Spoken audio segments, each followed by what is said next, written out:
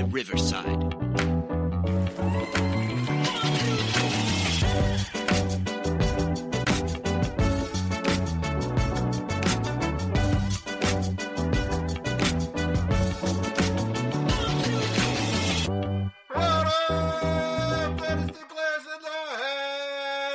It's the Dynasty front office, and we are building you championships one trade at a time.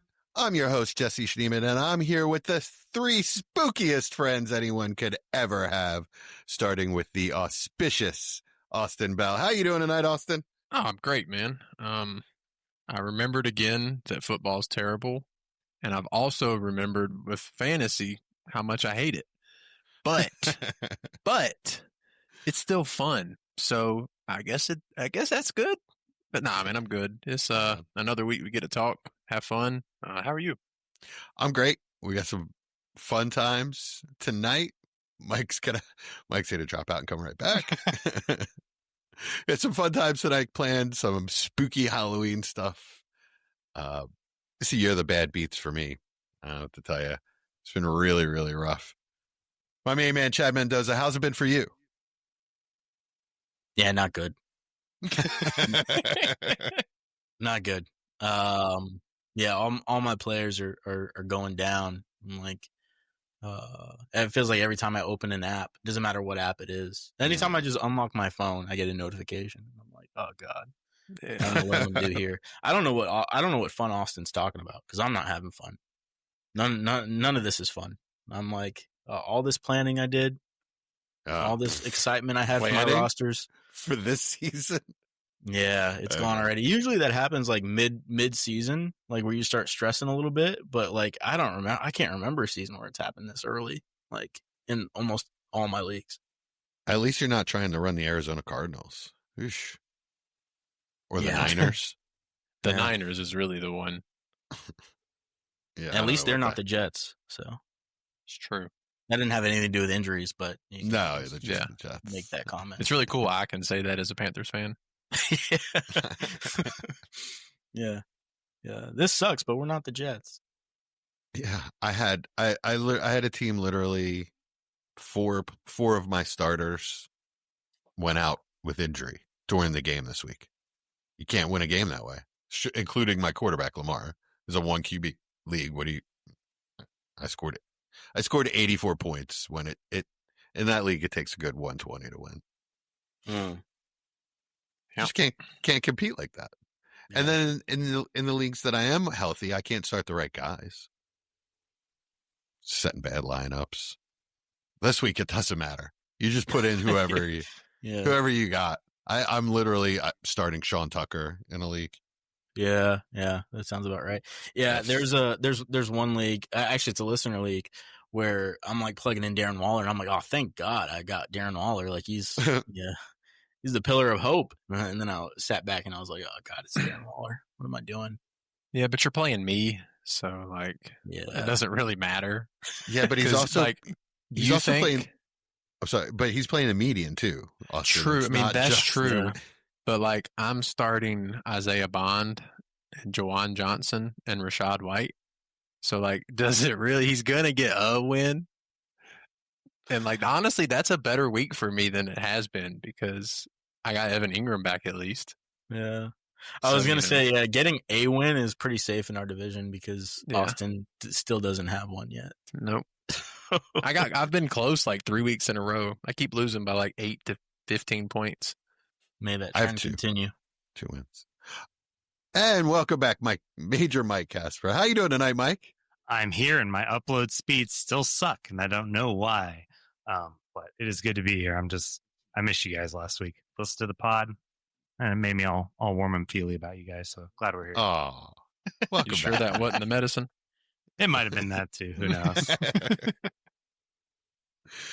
All right, Mike. Well, since you're back, why don't you tell everybody where they can find us when we're not podcasting? Yeah. So you can find us on YouTube and Facebook at Dynasty Front Office, Twitter or X at Front Office SFF. Discord. I just got signed out of our show sheet. So I can't see the rest of it. This is a great start for me coming back. All right. I got you, buddy. Hold on. All right. Discord, link in the description. We'll be here every Thursday, followed by the pod release on Fridays. Please like and subscribe. And the Listener League, which I guess you guys were talking about while I was gone, really active. So one of you is probably going to be lucky enough to replace us this year. So we have hats and shirts for the year one players on the way. So join the Discord and become a part of the family. Replace Austin. No. But hold on, we're not replacing anybody here now. Whoa. I mean, we might, because I'm not finishing last. But and by last, I mean like my division's going to win. With shirts coming for the year one, people. The hats are giveaways. Oh, there you go. That's right. Yeah, so listen up for that contest. That'll be coming soon. Yeah, Mike, you haven't memorized this yet? No, I should. He took a week off. He took a week off. I'm just going through it. I'm just going through it right now, man. With me getting booted off right at the beginning, it just threw my whole game off. So got to get back on track. All right, just take a deep breath. We'll throw it over to Chad for the trade banger. This is the trade banger of the week, the one deal that's too good, too bad, or just too wild not to talk about. If you've got a trade that shook up your league, send it our way. It might just be next week's banger. This week we've got a submission from Dave. Thanks for the email, Dave. Let's get right to it. So I'm going to read Dave's email here. Let me bring it up. Got a little bit of mic stuff going on right now. Dave. Okay. So subject, trade banger submission from Dave in San Antonio. Is this Dave Donaldson? No, he's not in San Antonio. Never mind. Hey, fellas. Love the pod. Found you guys recently and listen pretty consistently now on my morning commute. So thanks for making the drive bearable. Anyway, I just pulled the trigger on a deal in my 12-team Superflex league, and I need you to tell me if I'm seeing clearly or if I'll regret this. I think he means. Not even a letter. No regrets. No regrets. No regrets at all. I sent Malik Nabers. I received CJ Stroud. I sent Malik Nabers and a 26 second, and I received CJ Stroud and Tyler Warren. Here's my thinking. Nabers is a beast, no doubt, but the injury spooked me a little, and I don't want to sit on my hands while maybe we see a little bit of a dip in value. Stroud's been struggling, but I think he's the real deal. Bad line, bad vibes around him, but the talent's there, in my opinion. And Warren, man, he looks like he might be the real breakout tight end of the rookie class. So here's my question. Did I sell too low on a future wide receiver one, or did I cash out at the right time for a QB plus tight end package in Superflex that could end up aging really well? I know trading Nabers is risky, but fortune favors the bold, is what Dave says here. Appreciate it, Dave in San Antonio. All right, Dave. Thanks for that. Great email. All right. So Malik Nabers and a 26 second CJ Stroud and Tyler Warren. Very interesting trade, if I say so myself. But Austin, got a question for you. So what's scarier? Watching Malik Nabers hit long-term IR early in the season, and this early in his career, or watching Stroud struggle early in the year, yet again after the season he's coming off of last year? In your opinion, what's kind of the more problematic situation? What's scarier and what's more problematic are two different things. What's scarier is Nabers going on IR for the Giants in his second year. That feels awfully reminiscent of a very other special receiver on the Giants that really never recovered from the injury. So that being said, that is terrifying to me. Mainly because of what happened with Odell. Like, he was just never the same player after that. I know we've seen probably 100 other players come back and be just fine, but just it being on the Giants early in his career, being as just dominating as we saw early on, that probably scares me more. But on the problematic side, Stroud not clicking in year 3 after what we saw in year 2 is, in the long-term window, likely more problematic. Okay. Yeah, you guys have anything to add to that or have a difference of opinion on it? Nah, I was just gonna say I always like a trade where I can get a quarterback and don't have to give a quarterback. I think even though Stroud with his struggles, like we've seen, I guess what right now is his ceiling, right? And we've definitely seen his floor too. So maybe he regresses to somewhere in the middle. I did see today though they traded an offensive lineman to the Browns. So did you all see something about that? Yeah, I didn't. But that's kind of funny. And that made me chuckle / scared for Stroud, considering what I've seen. But on top of that, I do think Tyler Warren is the real deal. It's probably going to be he's probably going to be my tight end 3 at the end of the year if this continues, at least, if not 2, if he can actually get some of those really big spike weeks. But so that's kind of what does it for me as far as what I'm feeling, to be able to get a middle tier quarterback that we've seen the ceiling and we've seen the floor, so we know it's possible. I don't know. I wouldn't mind taking the dart throw on Stroud, considering you just don't have Nabers for a whole year, and that kind of sucks. Yeah. Especially if you're competing. That makes sense. That makes sense. I mean, well, your thoughts make sense. The Texans trading away offensive lineman does not make any sense. Really adopting the lessons. Yeah, but it was Cam Robinson. Let's be real here. Like, he's okay to go to any team as long as it's not the Panthers. They all. I mean, they have just bodies at this point, though, right? Yeah. Like, yeah. I would bet that that's a culture thing. D'Amico Ryans is a huge culture guy, and if there was some kind of issue in the locker room, probably just get this guy out. They did the same thing in the off season. So what is the culture in Houston then? Because who they trade Tunsil? Question. That's what. Yeah, they traded Tunsil. Yeah, that's what's troubling. I guess. Interesting. So here's one thing that I'm a little. I guess I have a huge question mark on for me in this trade is the Tyler Warren part of it, right? Because for me, like, that's the safest part of the trade on the side that Dave is receiving here in that CJ Stroud, Tyler Warren aspect. The Tyler Warren side is what maybe I'm wrong, but I feel like that's what he's really banking on here. It's still really early in the year. And even if Tyler Warren does carry on, for the entire season, Daniel Jones continues to play well, and he's able to finish as like a top 5 tight end, let's say, right?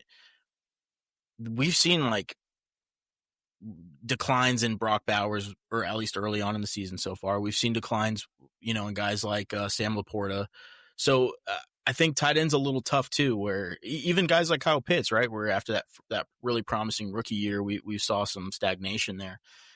Is that concerning at all to you, Jesse? Is tight end just, a struggling quarterback and a tight end that, while is really promising, we could see a little bit of stagnation. It's still early, basically.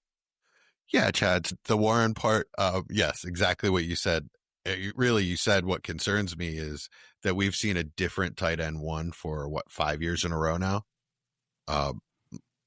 Like you already mentioned, it was Laporta 1 year. It was Bowers coming into this year. It was Trey McBride 1 year. It was probably Kittle the year before. If it changes every single year, then it really doesn't make me feel good about Bowers, right? So that means Warren could be the tight end 1, but it doesn't make me feel good about his stability, right? So you have Daniel Jones as the quarterback who has performed well this year, but also has performed like Daniel Jones this year at times. So I'm not 100% sure that he's their quarterback going forward, that he's going to get a long-term deal. And then we're starting at ground zero again. We have no quarterback for this tight end. I know I shouldn't really care because the coaching staff and I guess the front office there has shown that they can put it together, I guess. But they've also shown that they'll go with Matty Ice and Joe Flacco and just husks of old quarterbacks, Gardner Minshew, or just throw whoever out there, right? So that is concerning to me for Warren. If really, yes, that is a bit of a concern. What did you say the premium was in this league?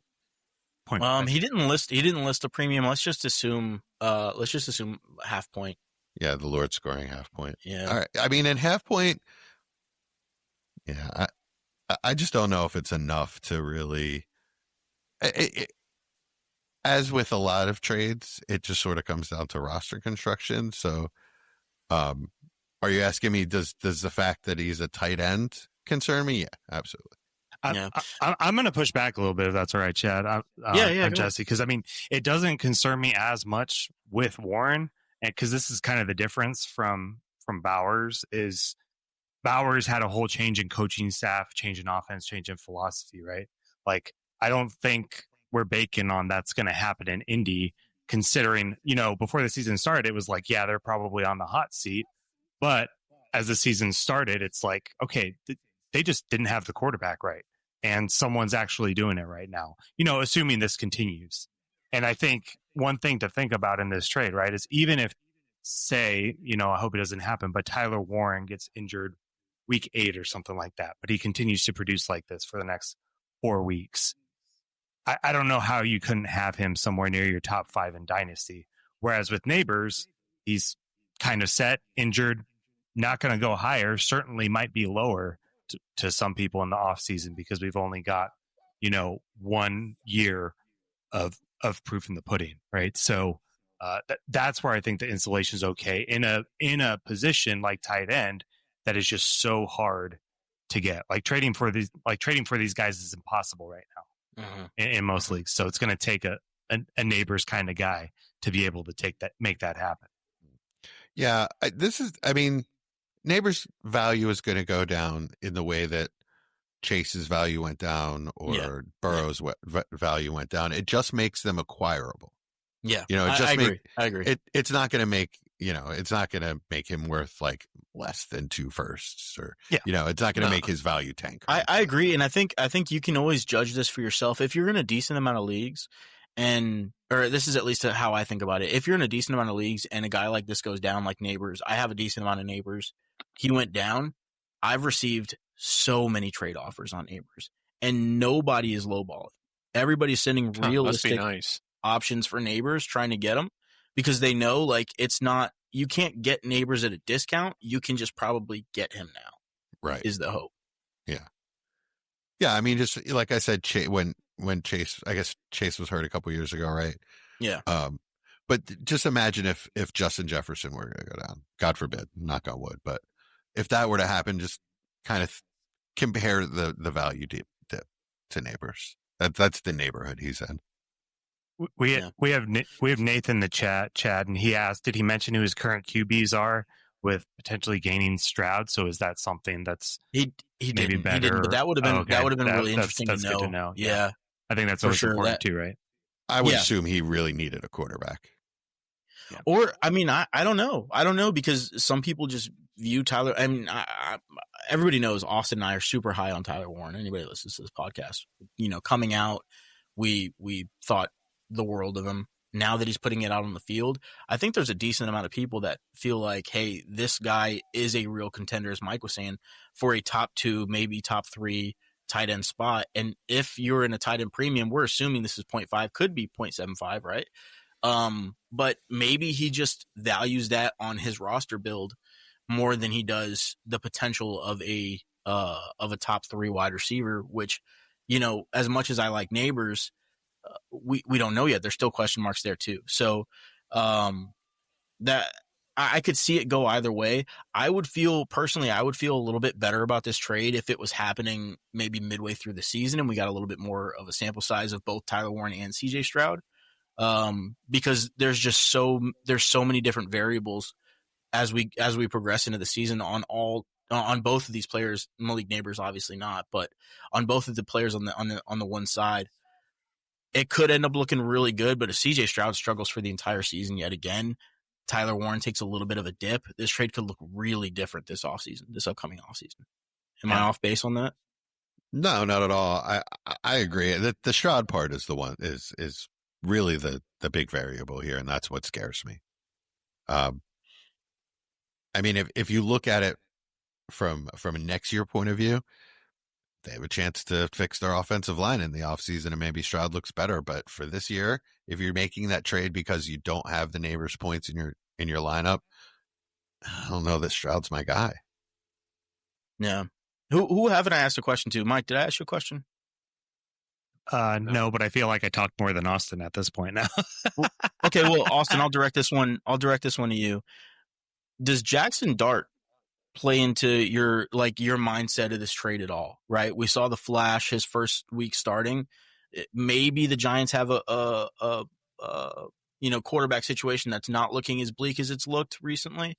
Does that play into the equation where you're saying, okay, maybe I need to hold on to Nabers through this injury and just see what it looks like in a more, pass friendly offense?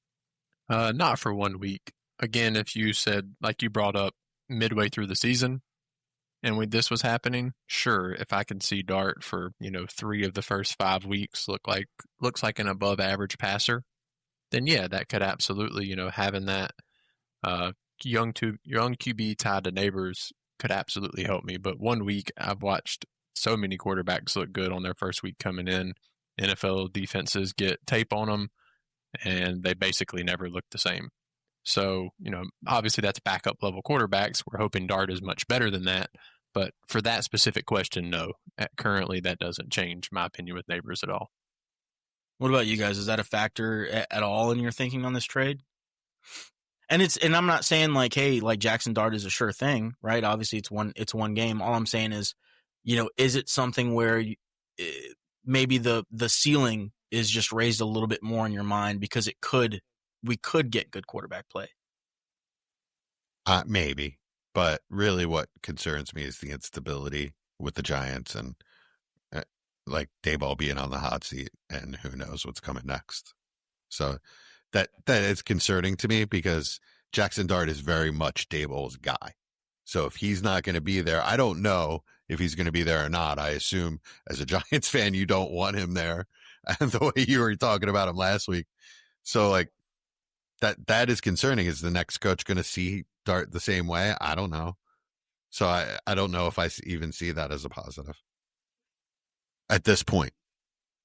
Yeah. What about you, Mike? Yeah, I was just going to say kind of CJ Stroud is the right example of kind of what Austin was talking about too, right? The more tape you get on him, second year was completely different from what we saw in the first year. The good thing is, Jackson has legs and can run, but that's not really I guess it is a good thing for Nabers, right? If you keep drives going, but that doesn't help him as much, I guess, as, a pure thrower of the football would be. Yeah. So yeah, it's definitely concerning for sure. And with every one of these trades, right? It's, hey, am I contending? Or even if he's not contending, I still honestly kind of like the Warren and Stroud side because you've got a real good chance to really gain value on one, if not two of those guys. The Texans aren't going to dump Stroud either. I think he could move down certainly, but I don't know if it'd be a massive drop. Let me ask you, Chad, instead of putting words in your mouth, would you rather roll with what you see with Dart and Dayball right now, or re-roll with a new coach and a first-round quarterback next year if you had the choice? Well, right now, if Dart keeps playing the way he did week one, or not week one, but his first week in the starters spot, then you keep Dayball because point is to win games. It doesn't matter if I dislike Dayball or think he's well, I don't want to say unkind things, but if he's winning games, it's all that matters, right? So yeah, sure. And if Jackson Dart's going to bail him out, which I think is a decently likely scenario to happen, is Dart, preseason's preseason, first week is first week. When you see a quarterback have a good performance, and you see a guy, I guess what I'm saying is there's a difference between seeing a decent player have a good performance and a player look like a game changer. And Dart looks like a game changer. He just looks like he's just doing things on the fly, that there's no game script. He's just going out there and making plays, where I haven't seen that ever from a Giants quarterback, ever. It feels like there's a correlation to me to what's going on in Denver with Peyton and Nix. Once it started to click with Nix, it feels kind of similar to me. Yeah. Not saying scheme wise or anything like that. Just the whole. Just he's his running guy, around. right? Yeah. Yeah, he's his guy. He's his guy. He's embracing the system, running around and making plays within it. You know, there's a little bit of a truth in that, as far as like Dayball absolutely loves Jackson Dart, like adores him, and like a, you know, you might save my job and provide financial stability for me kind of way, but the entire franchise is just all about this kid from the top to the bottom. There's nobody. I mean, you talk to any, or you listen to any beat writer or read any of their articles, and all they can say is that every single person in this building loves this kid. Like he is the Giants quarterback. He is the Giants quarterback. So I don't think it's strictly on Dayball. I think whoever they bring in, the Giants have been pretty good about saying, okay, you know, if you're going to come in here and coach this team, for better or worse, you know, do you like the players we have? Because if not, we can't make it work. We can't just bring in a whole new set of players. You got to make what's here, you know, work. And they did the same thing with Eli when quarterbacks came in, and Eli was towards the end of his career. They did the same thing with Daniel Jones. So I don't see that as a major concern for me personally, but I can see from like an outsider's perspective how that could definitely be concerning if you just see, you know, Dart tied to Dayball. Okay, right on. I would take the Neighbor side. I would take the Warren side. Easily the Warren and Stroud side for me. Okay. I'm undecided. So good. We're gonna go with the Warren and Stroud side and say, Dave, you won the trade. Yeah. Anything else on this, guys? I feel like we hit it pretty good. I would like to figure out what Neighbors' value is. I mean, we talked about the Chase dip. I mean, that was 2 or 3 years ago. I don't remember what that felt like. I mean, if you have Neighbors and you're a contender, I mean, how low are you comfortable going? Are you good doing JSN straight up? No. Yeah, I can't do that. I love JSN. I'm the highest here on JSN, and I won't do that. Could I throw in a second and get Puka from a non-contender? I don't think so. I think it's a first. I think. What, Neighbors and a first for Puka? I don't think so. Oh, Lord. I mean, my next segment, we're going to get there. But well, you're giving me the vapors with that one. What about? I mean, people, nobody's going to, outside of very smart dynasty managers, everybody's going to try to buy a significant dip on Neighbors, or they're not buying them. I mean, I literally saw Neighbors in a second for JSN. That's why I asked these questions. Oh my gosh! Like done. That was the done trade. That's awful. Yeah, that's an awful trade. So I haven't seen Neighbors moved for anything but fair value, and I've seen 4 trades now, and I've been sent. Let me see. Do you want to talk about my trade? So I've been sent 6 offers, and people are not just sending me offers; people are DMing me to have conversations. So I had no Neighbor shares, so that has to be factored into the trade that I made. I've been fiending for a Neighbor share, but so I traded Gibbs and Rome for Neighbors and what should be either 101, 102, or 103 next year, and a 27 second. It's a lot. I'll be honest. Like, it's a lot to give up. Yes. Like, now getting what could be the 101 and Jeremiah Love could absolutely work for you greatly. Or one of those quarterbacks could. Which one? None of them look good. So that's why I'm saying Jeremiah Love. Like, it's currently 101 is easily Jeremiah Love. Like, that's, unless one of these quarterbacks, which really is only about Dante Moore, is the only one that's currently playing well enough to possibly. Yeah, sure. I'm kidding. It's a joke. Sure. So, like, if that happens, the trade feels better. But if the pick goes to 3, and then, I mean, there's really no receivers that are just quote unquote elite prospects this year. There's not an RB2 that I like enough to take in the top 3. So then you're stuck taking one of these quarterbacks that will get the draft capital, and it could work. But Rome, if the usage and the touchdowns happen to keep coming, Rome could be at wide receiver 5 or 6 this offseason. Gibbs absolutely could be 1 or 2, and it currently is. So, like, you're giving up a ton for a guy that's hurt, and what should be. I mean, say what you will. We're underplaying this injury. We've absolutely seen players not recover from a knee injury. I mean, it's a clean ACL. It's a clean ACL. There's no other damage at all. It was best case scenario was actually what happened. As far as the knee injury goes, and then also like I get what you're saying, and like the Odell callback and everything. Odell struggled with injuries way like it was bad. I mean, and it wasn't knees and stuff. It was calf sprains and hamstrings. He came into the league with a bad hamstring where he was just missing, 6-7 weeks. 9 weeks to come into the league, all right? Yeah. So I mean, and that just happened again and again and again, where it was all these hamstrings, and then he had the knee injury, he had the high ankle sprains. So I mean, it wasn't just like one thing. Odell was just an injury prone player. I think it's just a little bit unfortunate. Maybe the turf has something to do with it, in Meadowlands, but or in Giant Stadium, but. Yeah, I mean, I'm not as worried about it. I think there's something special about having a wide receiver where he's having a 10 target week, and you're like, man, that whatever, like that's a kind of season Nabers had last year. That's what it looked like early in the season this year. I think they just prioritize getting him the ball, and it's not like they're forcing it. He just is getting open every play. So. I would love to have seen Dart with him to make sure that was going to continue, because that always worries me. I mean, we can it is, but I've watched too many quarterbacks come in and then they change their target usage.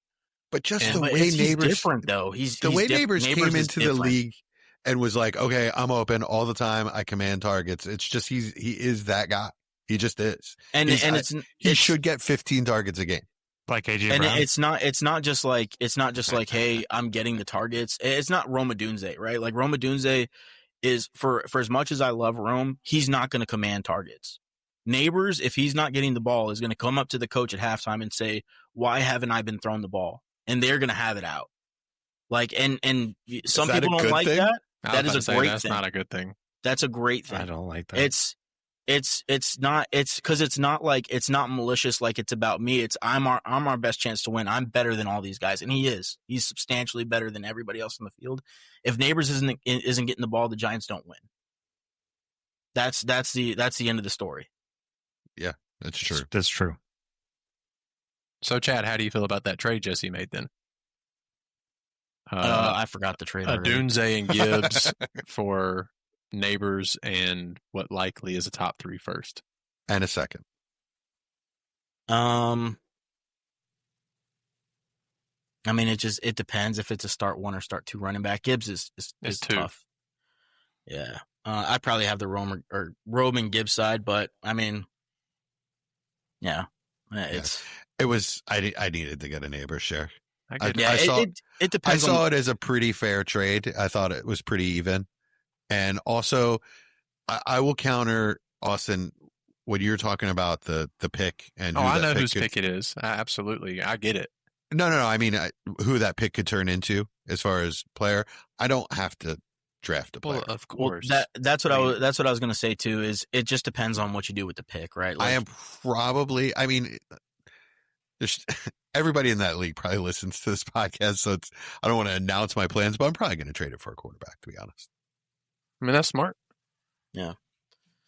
I mean, you could probably get Stroud plus with that pick, so. I'm not doing that. But I know, but I'm just saying. I'll find the guy. Hey, Chad, Nathan in the chat said he wants Gibson Rome, so. Yeah. Just for. Okay. So that side wins. Nice. So we're not really dropping Nabers at all, is what we're getting at. Like, if you're the contender and you have to make, if you're a contender and you lose Nabers, you're likely not a real contender anymore, unless your team's just loaded. If Nabers was healthy, he wouldn't have offered that to me. But that's not what I'm asking. I'm asking separately. Like as a contender, you lose Nabers. I mean, we got to make moves. Most of us, if we're still trying to win, have to make a move. But it is what you're asking. Are we dropping? That is him dropping his value. Here's the difference. If you're coming to me and you're saying I will, and I've already had this trade. Actually, somebody in Einstein's came to me with a trade and was like, "Hey, Nabers for Lamb plus. Lamb's coming back soon. I can give you plus on top. Give me Nabers." I turned it down. right? But that would be a kind of trade that I would at least consider because you're getting a premium wide receiver and then a little bit on top, or you're having to give up a little bit. Like if somebody said, hey, Jefferson, which maybe the quarterback situation makes that a little bit scary, but I'll give you Jefferson, give me Nabers and a little bit extra, right?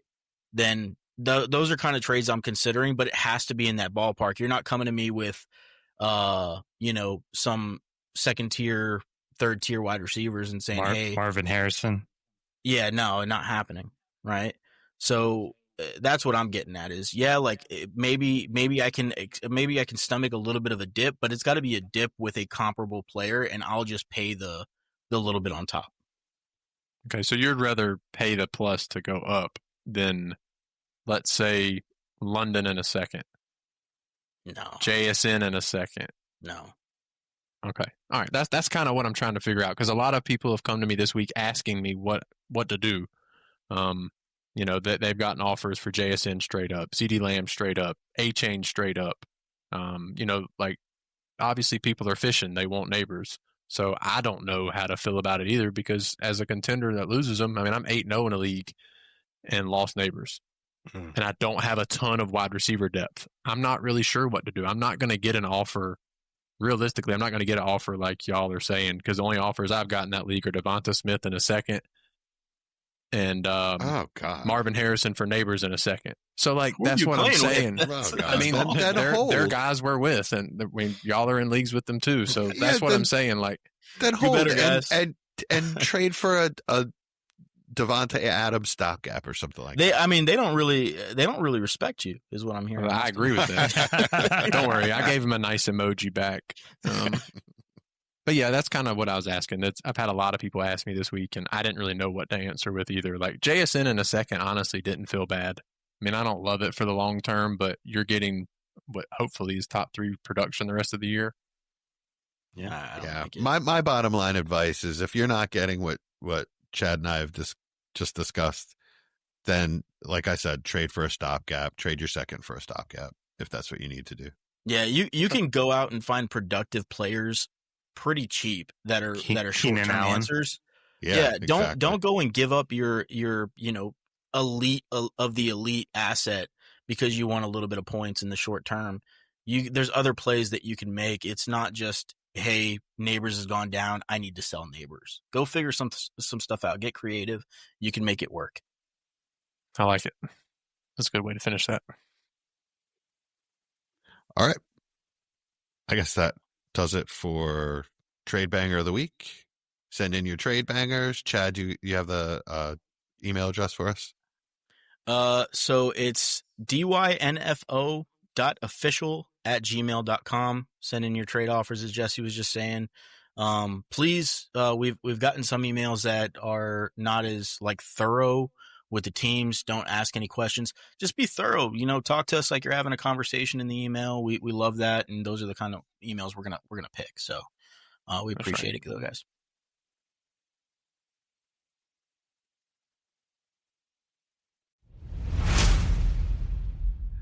All right, Austin, what 2 things can be true this week? This is going to be spicy, guys. Y'all have already yelled at me multiple times, so y'all are about to yell at me again. And I mean that jokingly, but y'all are definitely about to yell at me again. Puka Nakua is currently the wide receiver 1 on the season and likely in Dynasty, especially once we kind of fish out the non-production at the top of the wide receiver chart currently. But I believe if you're not a true contender, he is currently a sell. Again, that's probably spicy, and sure, he's at his peak. Obviously, you sell at your peak, but we've watched Matthew Stafford the past 3 seasons contemplate retirement, and why I think Puka is linked to Stafford and his production. So Puka's played a small sample size, but it's all we have.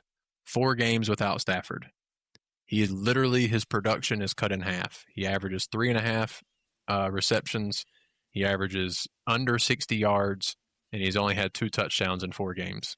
With Matthew Stafford, which is 26 games, I believe it is, it's 7.5 receptions for almost 100 yards, and he's basically averaging a touchdown a game.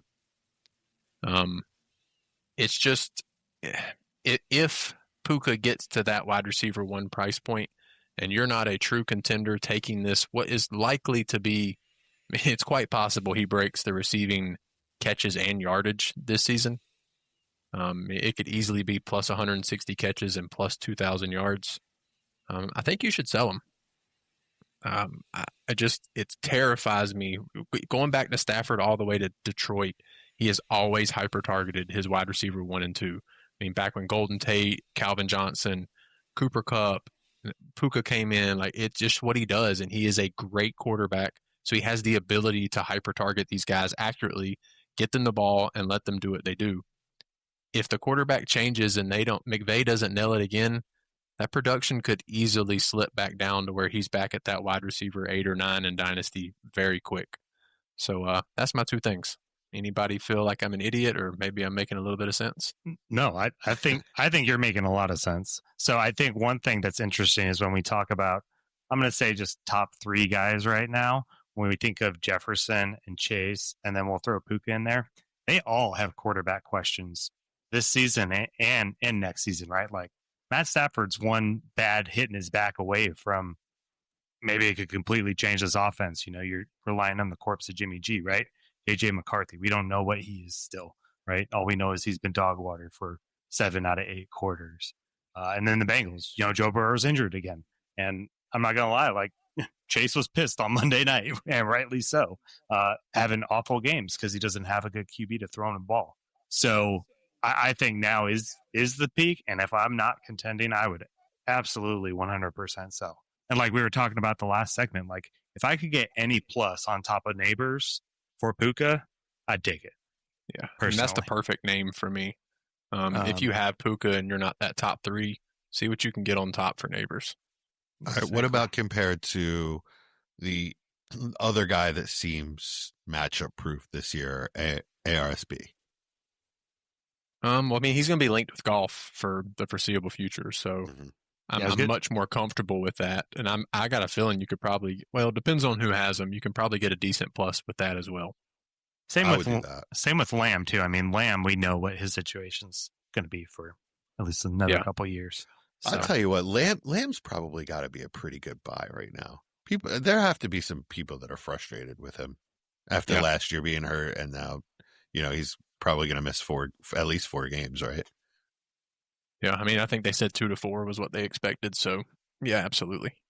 Yeah, I think if the Lamb owner is not feeling good about it and can get someone's production like that, because I mean, honestly, right, the Cowboys could lose the next 4 games, and then what are the rest of this game's going to look like this season? But Puka, I think they're competing for a division and stuff like that. Yeah. How old is Lamb? 26? 26 and a half. Yeah. He came in young and was productive right away. Yeah. Puka just turned 24.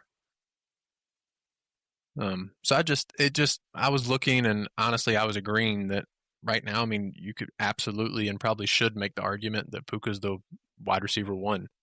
I'm only doing it if I can get another top tier receiver and a plus. Yeah, I mean, I'm not wanting you to drop big time. It's got to be one of those guys we've already discussed, right? Is there anybody else even in the discussion? Chad, can you think of anyone? No, not really. Not off the top of my head. Yeah. At this point. I mean, I love going after Nabers. I think that would be the ideal target. I mean, even Chase. Maybe you can go after the Chase owner. Yeah, that would be. This is going to be it. Yeah. So I'm not gonna lie. He could just be crap for the rest of the season because he didn't have a quarterback, and quarterback doesn't have an offensive line. So if they don't trade for a quarterback, he will be crap for the entire season. Yeah. I mean, he'll have a game or two because that's who he is. But yeah, absolutely.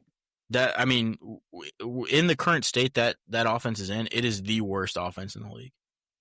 Yeah, that's really which is crazy. It was obvious that they weren't going to be able to score a touchdown. And Denver kind of played around with them, just ran the ball and didn't really even try after a while. Yeah. It was 21-3 for a long time. Yeah.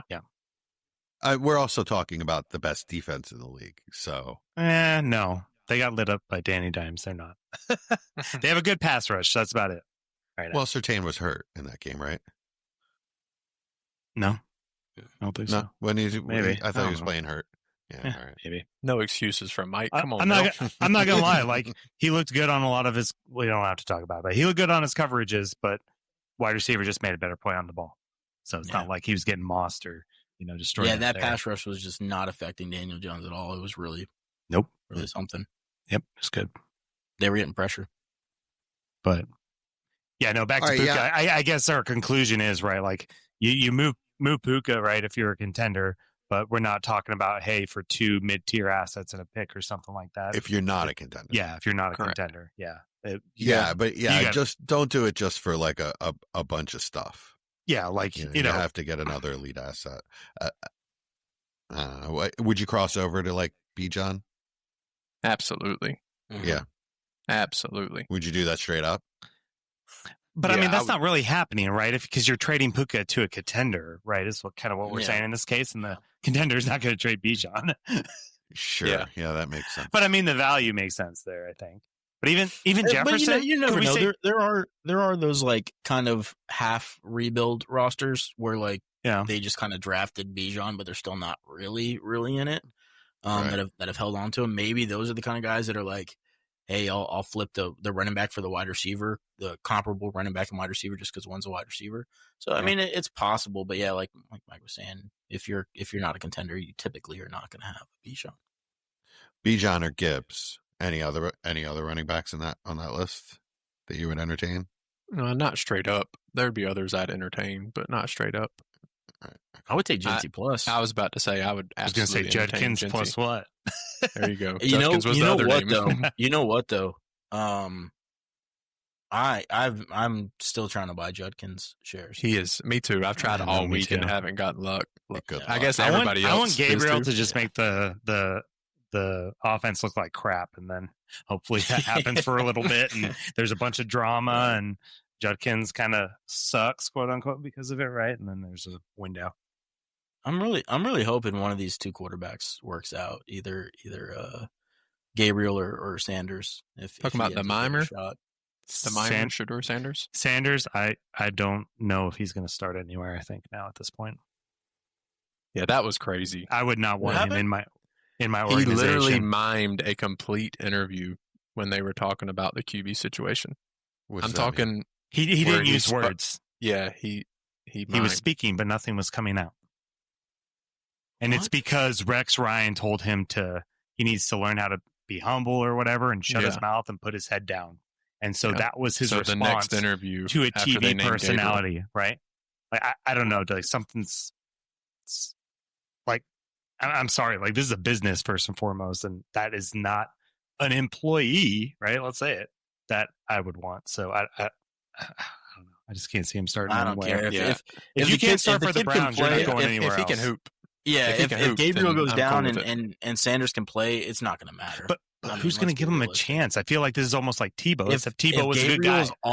If Gabriel's awful and Sanders comes in and plays well, then he's going to play. The issue is if he's borderline, like if he's just meh, right? Those guys with the Tebow personalities are not going to get opportunities. That's exactly why Cam Newton didn't get another opportunity. He was too big of a atmosphere around him. That just too much going on. Yeah, your was play also has to terrible in New England. I mean, have you watched quarterback play? There's enough of it around there. Yeah. But that was my 2 things say? could be true. Yeah. I mean, how's the quote go? Like, you can have all the personality until I can replace you, or something like that.